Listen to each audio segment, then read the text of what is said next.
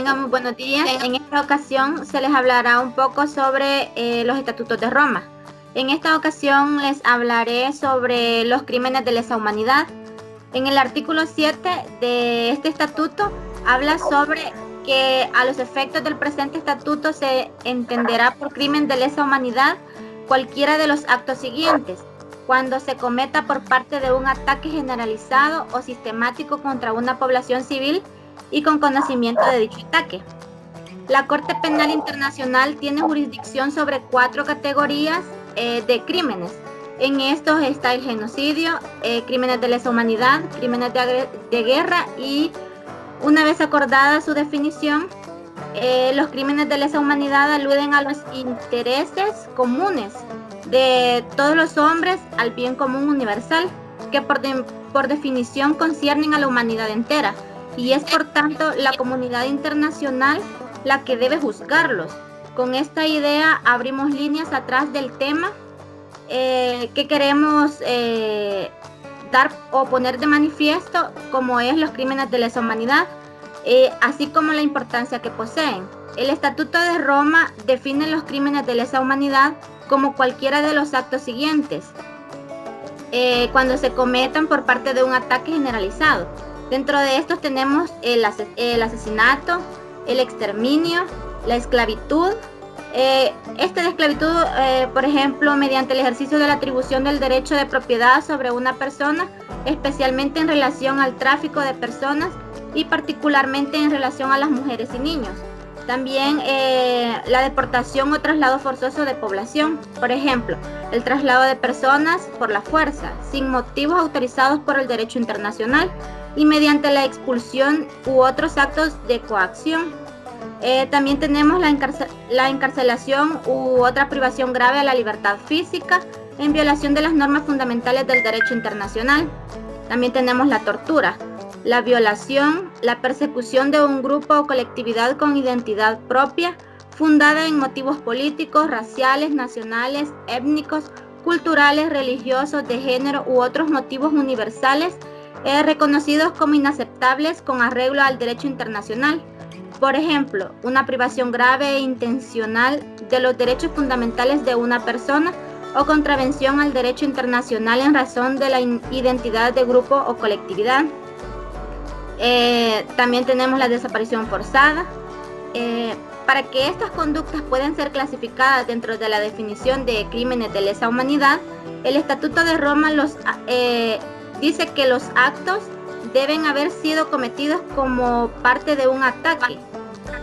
El Tribunal Penal Internacional para Ruanda, que se abrevia TPIR, definió generalizado como masivo, frecuente, una acción a gran escala, realizada colectivamente con una considerable gravedad y dirigida contra una multitud de víctimas. Asimismo, definió sistemático como organizado a fondo en seguimiento de un patrón regular sobre la base de una política en común en la que se involucran recursos públicos o privados significativos. El ataque debe ser dirigido en contra de una población civil, lo cual se entiende como una línea de conducta que implica la comisión múltiple de actos mencionados anteriormente contra una población civil de conformidad con o en fundamento a la política de un Estado o de una organización que cometa el ataque. De acuerdo al Estatuto de Roma, los crímenes de lesa humanidad pueden ser perpetrados en tiempos tanto de paz como en guerra. Salvo en el caso de crímenes de persecución, no existe un requerimiento general que establezca que los crímenes de lesa humanidad deben ser perpetrados con una intención de carácter discriminatorio. La definición de crímenes de lesa humanidad adoptada por el Estatuto de Roma refleja algunos avances importantes en el derecho internacional. En particular, cabe destacar que la esclavitud sexual, la prostitución forzada y el embarazo forzado se ve como primera vez definidos como crímenes individuales bajo dicho estatuto. Sin embargo, existen otros aspectos que se representan como una agresión. Por ejemplo, en el caso de la definición de desaparición forzada, como lo mencionaba anteriormente, se incluye como un calificativo prolongado en relación a dependiendo del periodo de tiempo. No sé si tendrán algunas preguntas. Hasta acá es un poco de la definición que les tenía sobre los crímenes de lesa humanidad.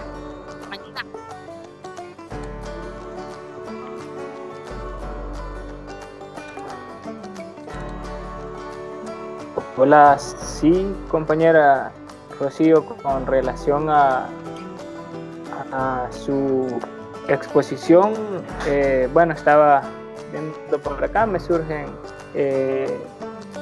unas interrogantes, ¿verdad? La primera, pues, ¿cómo formulársela? ¿Violará la Corte Penal Internacional la jurisdicción de las Cortes Nacionales, Rocío?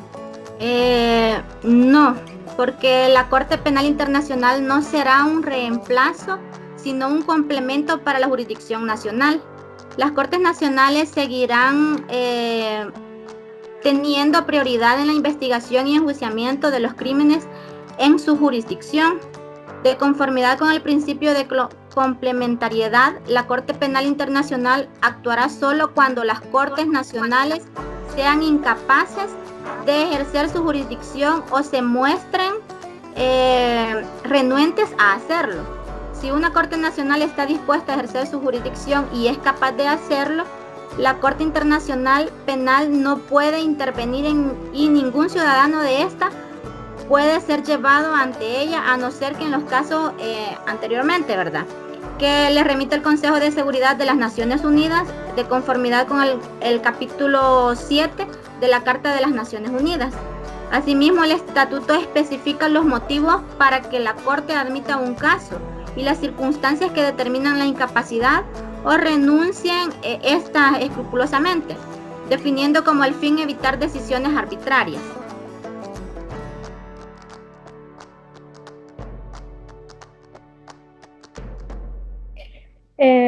Bueno, Rocío, yo tengo una pregunta. ¿Tendrá la Corte atribuciones para imponer la pena de muerte? ¿No es este el instrumento más efectivo de la situación? Consecuentemente, las normas internacionales de derechos humanos, en este caso la Corte Internacional Penal, carece de competencia para interponer la pena de muerte. El tribunal puede imponer largas condenas de prisión, hasta 30 años o de por vida, cuando lo justifique la gravedad del caso. Además, la Corte puede imponer multas o confiscación de ingresos, propiedades o acciones derivadas del crimen en cuestión. La disuasión no la realiza solamente la pena de muerte, es consecuencia del proceso de justicia penal en su totalidad, incluyendo la investigación, el enjuiciamiento, el juicio, la entrega del fallo, la sentencia y el castigo. La publicidad asociada con el juicio tendrá un efecto disuasivo adicional.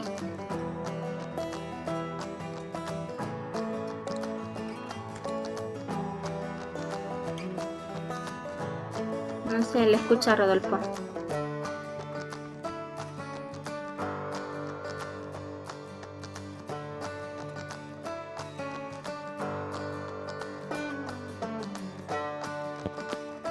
Hola, ¿sí? ¿Se escucha? Sí. Excelente, gracias. En ese sentido, Rocío, pues mencionarle pues que me surge otra interrogante, ¿verdad? ¿Qué personas pueden acceder a la Corte Penal Internacional? La Corte será una institución permanente. Estará facultada para ejercer su jurisdicción sobre personas respecto de los crímenes más graves de trascendencia internacional, de conformidad con el presente estatuto, y tendrá carácter complementario de la jurisdicción penales nacionales.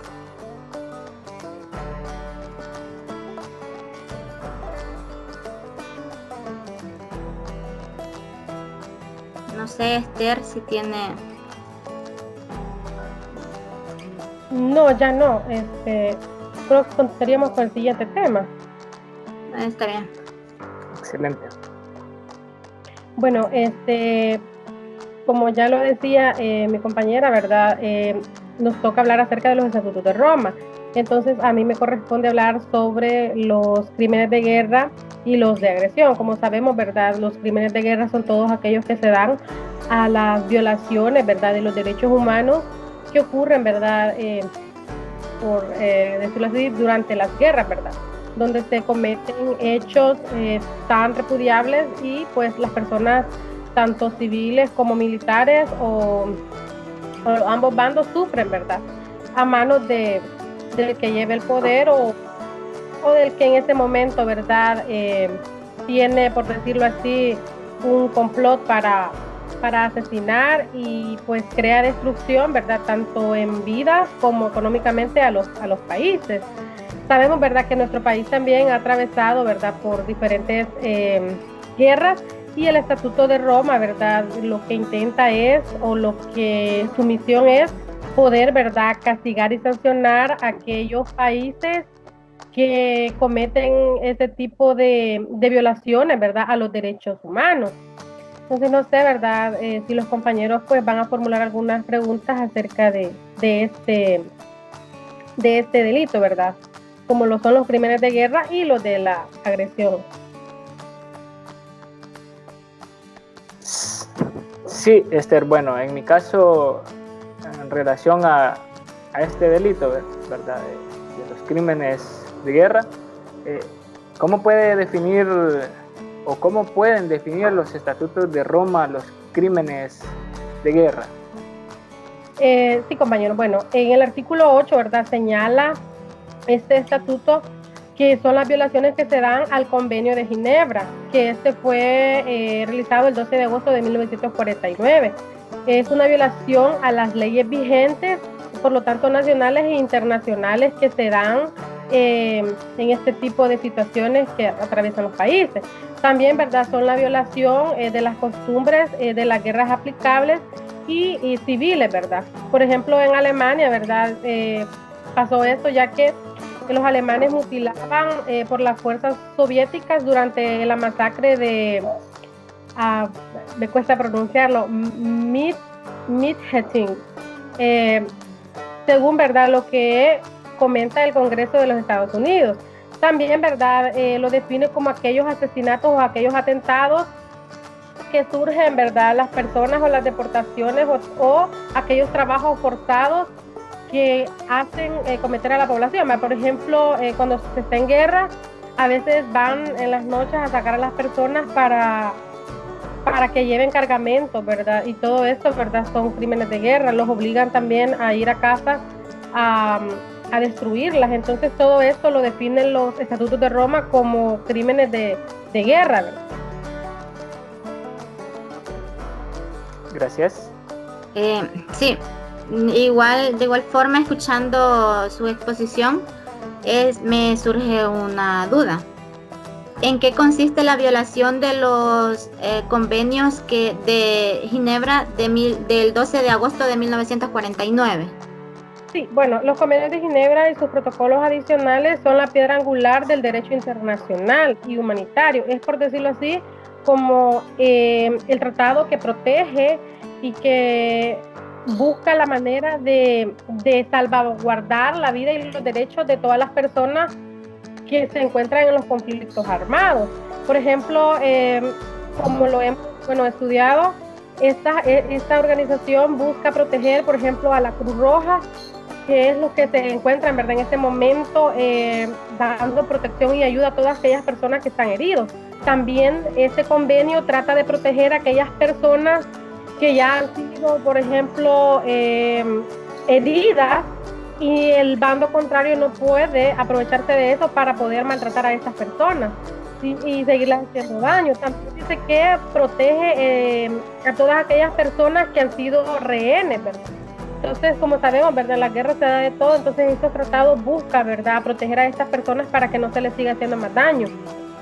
Y, ¿verdad?, al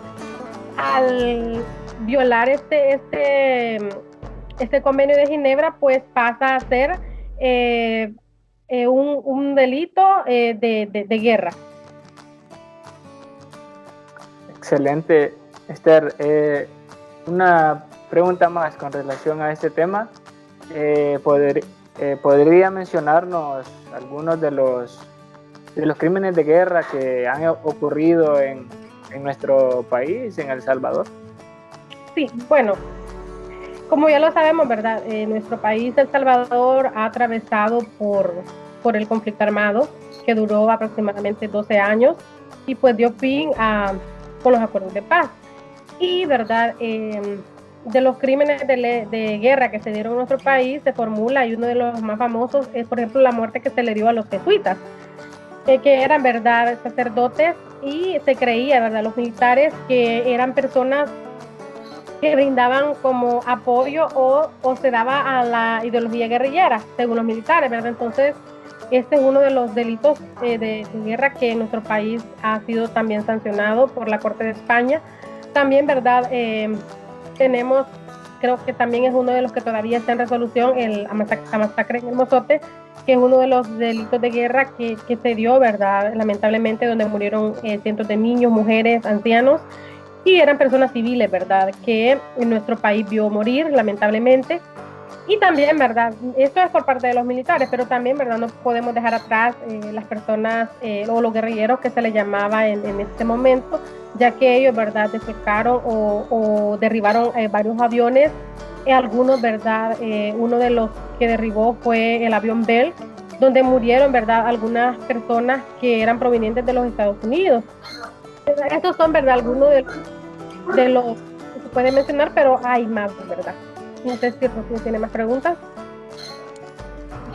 Sí, solo una última pregunta, Esther. ¿Podría mencionar alguno de los crímenes que considera el Estatuto de Roma? Sí, el homicidio intencional, ¿verdad?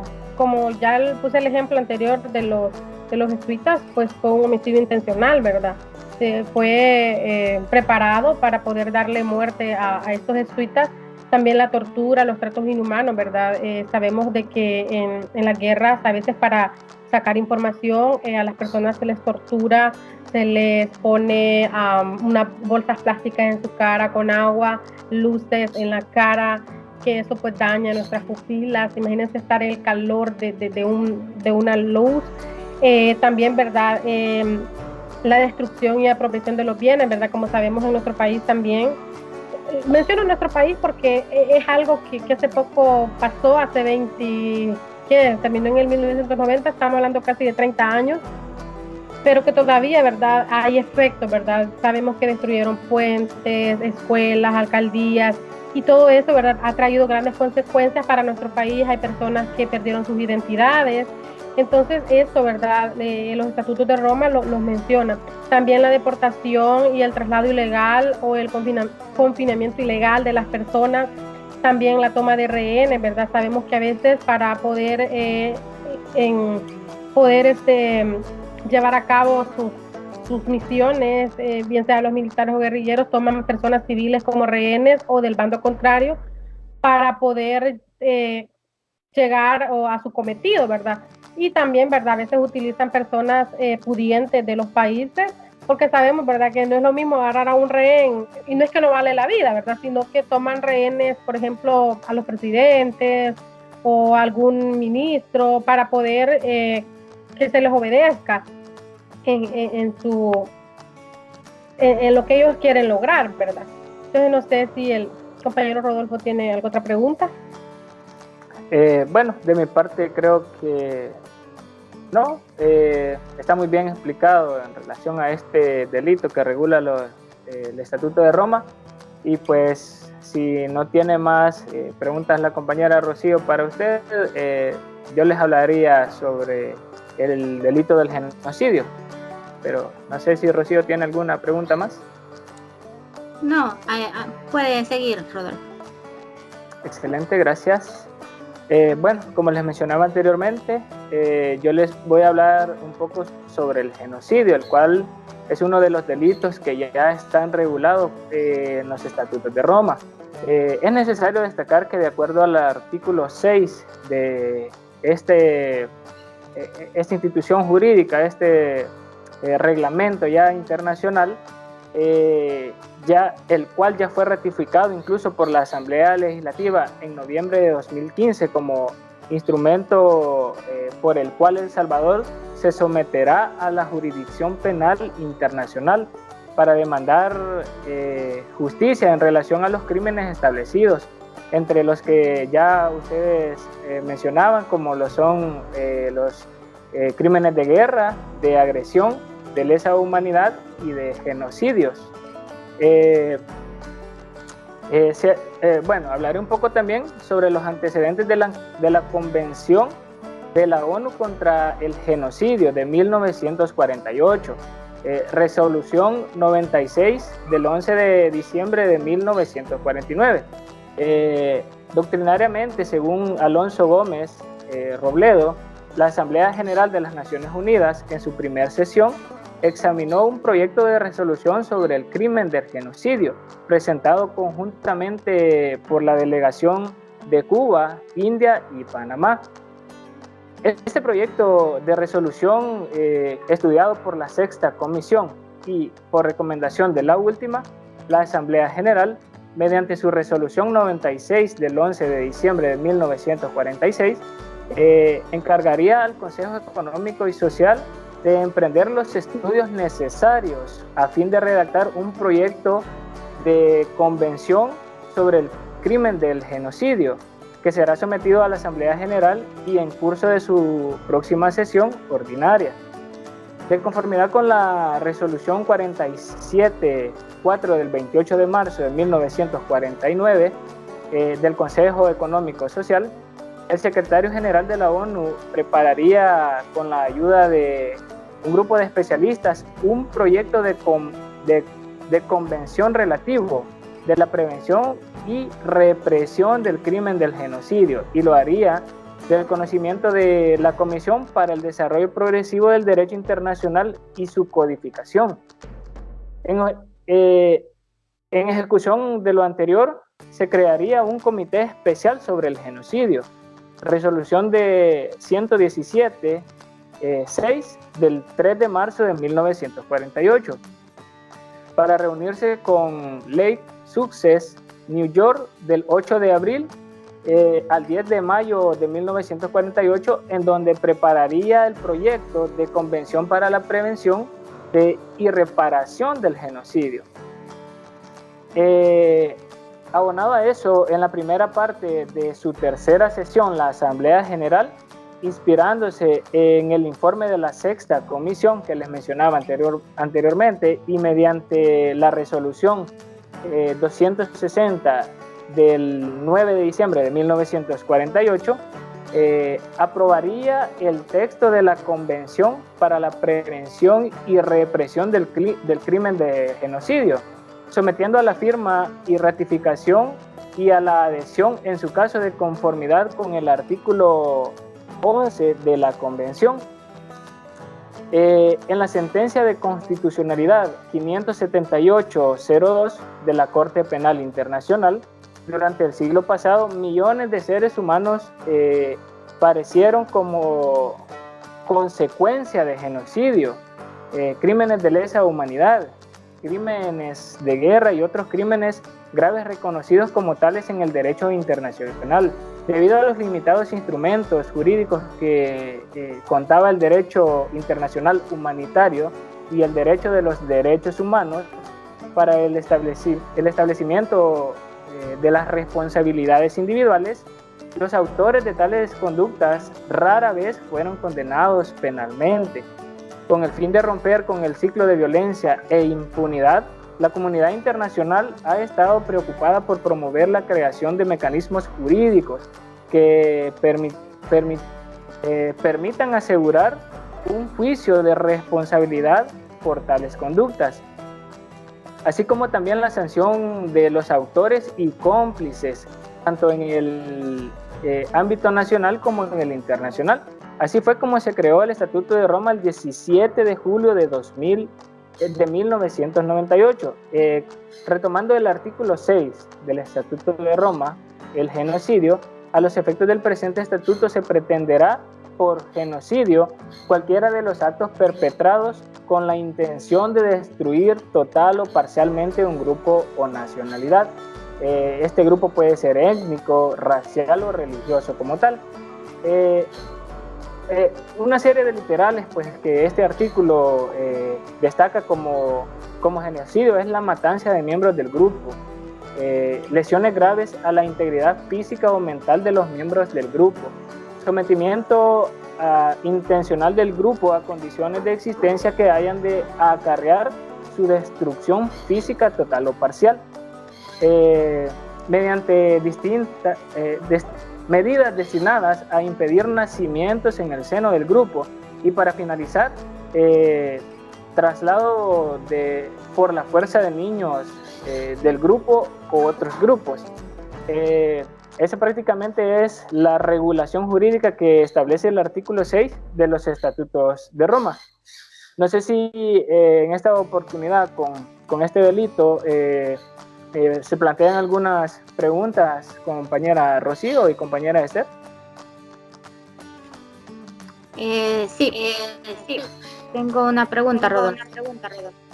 Diga. ¿Cómo la Corte Penal Internacional ha trabajado para combatir este tipo de crimen, como es el genocidio? Interesante su pregunta, Rocío. Cabe mencionar que tanto que el proyecto de convención sobre el crimen de genocidio, preparado por el secretario general, consagraba el hecho que las partes se comprometían a castigar a los autores de actos de genocidio que se encontrasen en su territorio, fuere cual fuese su nacionalidad y el lugar donde el crimen hubiera sido cometido, en virtud del principio de universalidad de jurisdicción, según el artículo 7. El proyecto de convención del Comité Especial sobre el Genocidio, creado por la ECOSOC, no retomaba el principio de la represión universal admitido en el proyecto del secretario general. No sé si se les plantea otra pregunta, compañera Esther. Sí, compañero. ¿Cómo El Salvador está preparado para la investigación o si existen delitos de genocidio en nuestro país? En nuestro país, muy bien, muy interesante. Si bien recordamos, en nuestro país, luego que finalizó el conflicto armado en 1992, en 1993 se aprobó la ley de amnistía. Esto prácticamente ató de manos a las organizaciones nacionales e internacionales para la investigación de dichos crímenes, como lo son los genocidios. En ese sentido, pues, no fue hasta la sentencia de inconstitucionalidad 42 del 2013, donde se decretó precisamente la inconstitucionalidad de la ley de amnistía, que inició prácticamente este trabajo de investigación de los delitos del genocidio que ocurrieron en el conflicto armado de nuestro país. En ese sentido,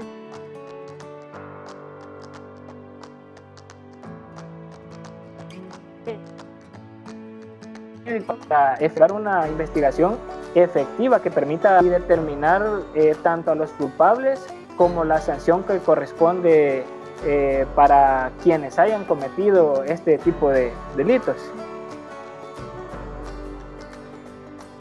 No sé si hay más preguntas, compañeros. Sí, creo que con esta iría cerrando yo. Solo, Rodolfo, ¿existen los mecanismos legales y constitucionales para sancionar el genocidio en nuestro país? Interesante pregunta. Rocío. Sí, prácticamente ya en nuestro país, después de que se decretara la sentencia de inconstitucionalidad 42-2013, ya se establecieron una serie de mecanismos legales, jurídicos, en donde se establece la pena tanto de quienes cometan los delitos del genocidio como sus cómplices, y así poder determinar la sanción punitiva para este tipo de personas, como lo son ya el Código Penal, en donde determinan prácticamente este tipo de delito, porque si retomamos el delito del genocidio, es una práctica de quitarle la vida a un cierto grupo de personas para exterminarlas. Y el Código Penal sanciona este tipo de delitos. La misma Constitución de la República protege la vida como bien jurídico por excelencia. Desde ahí ya se van generando estos mecanismos legales para sancionar los delitos del genocidio. No sé si hay más preguntas con relación al tema. Bueno, creo que por motivos de tiempo ya no, compañero, pero son temas muy relevantes que tenemos en nuestro país, ¿verdad? Y con este Estatuto de Roma, pues busca la manera de poder sancionar y que se les haga justicia. Aunque, pues, como lo sabemos, no es algo tan rápido, va lento, pero ayuda, ¿verdad? Para que las personas o las víctimas se les haga justicia, ¿verdad? Entonces, muy interesante los Estatutos de Roma y, pues, como lo sabemos, nuestro país, ¿verdad?, ha ratificado este convenio. Y pues eso sería algo de agregar de mi parte.